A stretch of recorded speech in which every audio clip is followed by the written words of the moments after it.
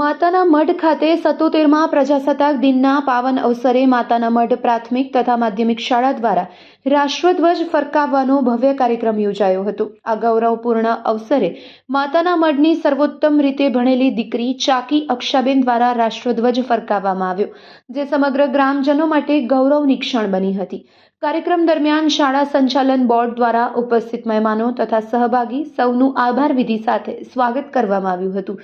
કાર્યક્રમમાં શાળા આચાર્ય ભારમલ સાહેબ, માતાના મઢ ગ્રામ પંચાયતના સરપંચ કાસમભાઈ, માજી સરપંચ સુરેન્દ્રસિંહ, ઉપસરપંચ પ્રતિનિધિ હિતેશ મહેશ્વરી, ગ્રામ પંચાયતના સભ્ય ઓસમાણ નોતિયાર, રામજીભાઈ, શ્રી બાવા રજબચા, વીઈસી સભ્ય જુન્સભાઈ, ઇલિયાસભાઈ નોતિયાર, અનવર નોતિયાર, જીતુભાઈ ચૌહાણ, કરણભાઈ ચૌહાણ, દિલીપ જોશી, સભ્ય પ્રતિનિધિ સહિત અનેક આગેવાનો, ગ્રામજનો તથા શાળા સ્ટાફ ઉપસ્થિત રહ્યા હતા।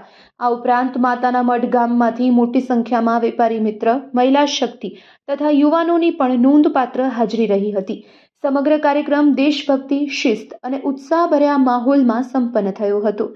રિપોર્ટ બાય આદમ નોતિયાર, કચકેરી TV news, bureau chief, Lakhpat.